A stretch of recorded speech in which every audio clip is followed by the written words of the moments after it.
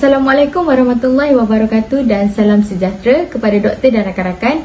Saya Ros Anis Nabila binti Jamaluddin bersama 3 orang rakan iaitu Nur Hafiz bin Hardi, Nur Anis Nazira binti Khairi dan Nur Farhanim Azlin binti Muhammad Zaki akan membentangkan laporan mengenai program santun masyarakat yang telah kami laksanakan. Kami telah mengadakan satu program yang berbentuk sembang santai yang bertajuk Sembang Santai Seksual Grooming Normalisasi atau Felony. Tujuan program ini dibuat adalah untuk melahirkan mahasiswa-mahasiswi yang bijak dalam menangani permasalahan sosial seperti isu seksual grooming. Seterusnya juga mendidik mahasiswa-mahasiswi untuk menjadi seorang yang berkepribadian seimbang baik dari segi fizikal, jasmani, rohani serta mental. Program ini dapat mengumpulkan para pelajar dari Universiti Serata Malaysia. Ia sebagai suatu wadah untuk melindungi kanak-kanak daripada menjadi mangsa seksual grooming. Di samping itu, para peserta juga dapat mendengar perkongsian daripada individu yang berpengalaman serta dapat mendapat input berkaitan dengan topik dibincangkan. Tarikh bagi pelaksanaan program yang telah berlangsung ini telah dijalankan pada 2 Januari 2022 pada hari Ahad. Pada jemputan yang telah kami jemput ialah seorang penceramah bebas iaitu Cikgu Fadli yang sangat arif berkaitan dengan pendidikan awal kanak-kanak dan selalu berkecimpung dalam pendidikan dalam bidang pendidikan seksual. Sebelum program berlangsung, saya telah membuat kertas kerja program dibantu oleh Setiausaha Program untuk mendapatkan kelulusan bagi mengadakan program. Kumpulan kami telah menghadapi kekangan untuk melaksanakan program secara bersemuka akibat daripada penularan wabak COVID-19 yang melanda negara ini. Namun, kami telah mengambil inisiatif terbaik bagi memastikan program yang dirancang dapat berjalan dengan lancar dengan melakukan program secara atas talian. Kami membentuk guide kerja dengan dimulakan melalui penubuhan laman sosial rasmi program seksual grooming di Facebook bagi menyalurkan maklumat yang lebih terperinci kepada masyarakat berkenaan program yang bakal diadakan.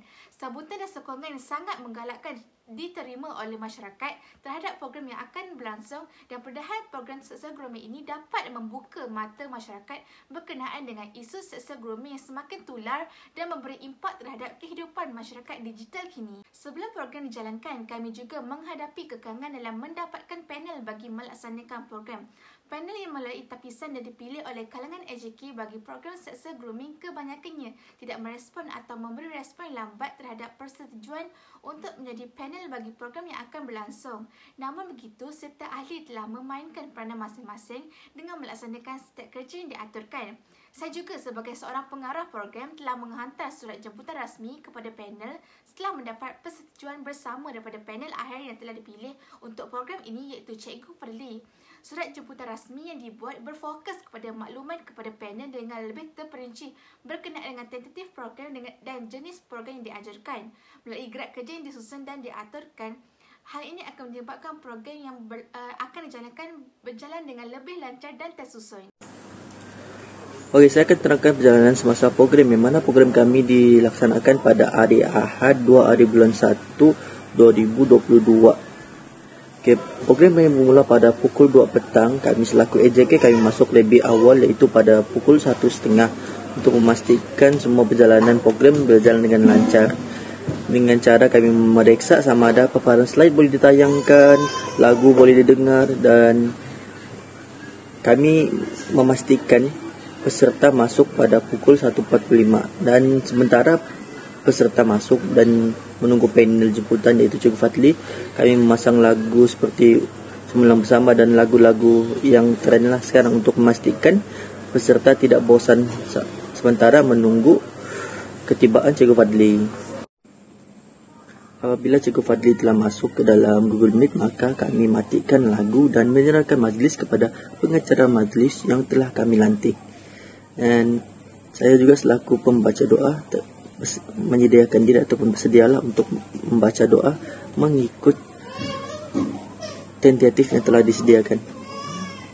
Sepanjang program tidak ada masalah-masalah yang besar seperti Cikgu Fadli tiba-tiba terkeluar daripada Google Meet ataupun pengacara majlis dan moderator terputus rangkaian, tidak ada.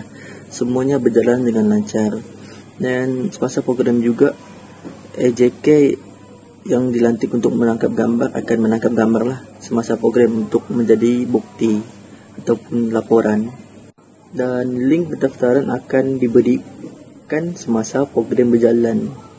Jadi diminta untuk semua serta alert lah dengan chat box tu, kami akan letak di situ. Sebaik sahaja program kami tamat, kami melakukan postmortem bersama dengan ahli kumpulan yang lain untuk melihat sebarang masalah ataupun kekurangan yang kami hadapi sepanjang melaksanakan program ini supaya kami dapat memperbaikinya untuk program-program di masa hadapan. Selepas itu, kami membahagikan tugas untuk membuat laporan mengenai program yang telah kami jalankan. Selain itu, kami juga telah membuat pembayaran kepada panel kami iaitu Cikgu Fadli melalui kutipan daripada ahli kumpulan yang lain. Kami sekumpulan amat bersyukur apabila melihat respon daripada peserta yang menyatakan bahawa program kami adalah sebuah program yang memberikan banyak manfaat dan maklumat yang menarik serta ilmu baharu kepada mahasiswa dan mahasiswi mengenai isu sexual grooming.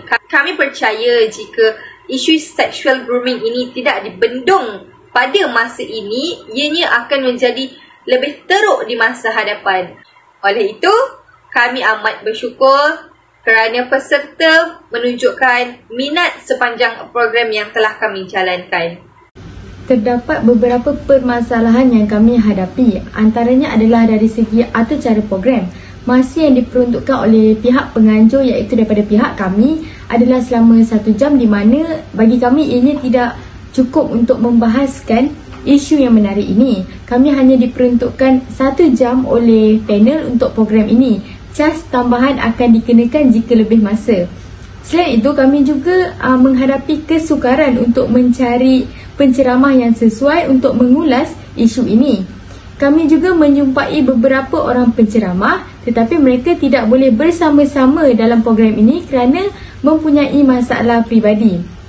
Masalah lain ialah program ini terpaksa untuk dimulakan lewat daripada masa yang ditetapkan atas faktor program ini dilaksanakan pada awal tahun dan cuti hujung minggu. Bagi kami, tidak ramai peserta yang menyertai program ini kerana menyambut tahun baru.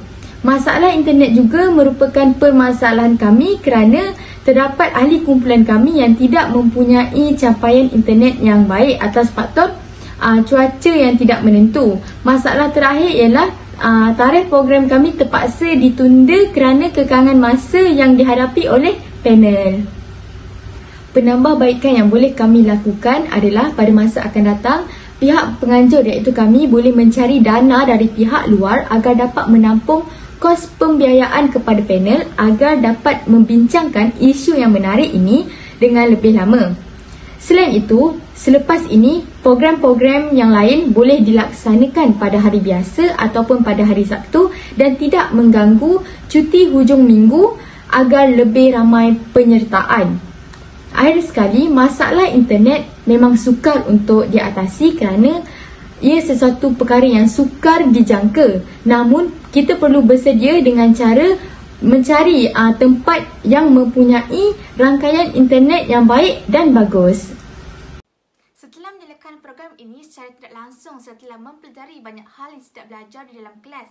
Contohnya bagaimana untuk mengorganisasikan sebuah program dengan pelbagai halangan tidak dijangkakan. Saya juga belajar untuk menyelesaikan masalah dengan betul melalui mempertimbangkan baik dan buruk sesuatu keputusan, dan saya juga belajar untuk menyelesaikan masalah melalui perbincangan dengan pensyarah dan ahli kumpulan. Sebagai ketua juga, saya belajar untuk memastikan bahawa AJK saya melakukan kerja mereka dengan baik dan memberikan bimbingan kepada mereka. Walaupun terdapat pelbagai halangan, tetapi dapat diatasi dengan perbincangan dalam ahli kumpulan dan pensyarah. Program ini lebih mengajar saya tentang kemahiran insannya dan mampu diterapkan dalam kehidupan saya kelak. Okey, bagi refleksikan diri pula, bagi saya pertama sekali lah, program ini sangat baik untuk komuniti kita, tidak kira tua ataupun yang muda, kerana ramai yang tahu tentang sexual harassment, ramai yang tahu tentang jenaka seksual, tetapi ramai yang tidak tahu bagaimana benda itu bermula, iaitu sexual grooming. Sama seperti saya juga, apabila kami membincangkan ataupun berbincanglah tentang program yang kami ingin laksanakan itu sexual grooming, saya pun tanya apakah itu sexual grooming. Tetapi apabila saya telah melaksanakannya, baru saya tahu, baru saya sedar sexual grooming ini sangatlah bahaya kepada diri dan juga masyarakat. Jadi bagi saya, harapan saya, program seperti ini perlu dilaksanakan lebih banyak agar dapat membuka minda dan mata orang di luar sana bahawa seksual ini bukan satu perkara yang main-main. Jadi bagi refleksi program pula, saya merasakan setiap program mempunyai masalah. Tidak akan ada program yang tidak akan ada masalah, tetapi semua masalah itu dapat kami selesaikan dan kami menjadikannya sebagai iktibar untuk program yang akan datang. Jadi itu sahaja daripada saya. Sekian, terima kasih. Tujuan utama kami melaksanakan program ini adalah untuk memberikan pengetahuan kepada mahasiswa dan mahasiswi IPTA dan IPTS tentang bahayanya sexual grooming ini kepada kita dan juga kepada anak-anak dan kanak-kanak di masa hadapan. Hal ini disebabkan oleh berpuncanya daripada sexual grooming ini boleh membawa kepada jenayah seksual kanak-kanak dan juga isu-isu yang berkaitan dengan rogol, pencabulan dan sebagainya. Jadi, melalui pengisian program kami ini, kami berharap bahawa peserta yang telah menyertai program kami dapat ilmu-ilmu baharu tentang apakah itu sexual grooming, serta mereka dapat mengetahui dan tahu bagaimana cara untuk bertindak apabila mereka berhadapan dengan situasi sexual grooming ini. Oleh itu, kami berharap bahawa para peserta dapat mengaplikasikan apa yang telah disampaikan oleh panel kami terhadap diri mereka dan juga terhadap rakan-rakan ataupun orang-orang yang berada di sekeliling mereka supaya isu mengenai sexual grooming ini dapat diatasi. Refleksi kendiri pula, pada pendapat saya, pemilihan isu sexual grooming ini merupakan isu yang bagus untuk didedahkan kepada masyarakat. Tidak ramai masyarakat yang mengetahui tentang isu sexual grooming ini. Jadi, program ini membantu untuk memberi pendedahan mengenai isu sexual grooming. Sebenarnya, sexual grooming ini terjadi di sekeliling kita tanpa kita sedar. Individu yang melakukan sexual grooming ini bukan sahaja menyantuni kaum hawa ataupun kaum wanita dan kanak-kanak, tetapi dia juga boleh menyantuni kaum lelaki. Sexual grooming ini sangat bahaya kepada diri sendiri dan masyarakat. Kemajuan teknologi juga menyebabkan isu sexual grooming ini boleh berlaku di atas talian. Refleksi kumpulan pula, terdapat beberapa masalah yang kami hadapi sebelum program ini berlangsung, tetapi kami dapat mengatasi dengan baik. Masalah yang dihadapi menjadi panduan supaya tidak mengulangi kesilapan pada program akan datang. Harapan saya adalah semoga program mengenai seksual ini terus dilaksanakan untuk memberi pendedahan kepada masyarakat yang merasakan perkara ini adalah perkara yang biasa dan menjadi norma. Sekian, itu sahaja daripada kumpulan kami. Terima kasih. Secara keseluruhan, program telah berjalan dengan baik dan lancar serta ahli kumpulan dan responden terlibat dalam menjayakan program ini telah menunjukkan komitmen yang baik antara satu sama lain. Walaupun terdapat sedikit kelemahan terhadap susunan atau tentatif program yang dirasakan terlalu singkat dan padat, program tersebut masih dapat berjalan dengan lancar dengan komitmen dan kerjasama serta ahli kumpulan. Itu sahaja daripada kumpulan kami. Sekian, terima kasih.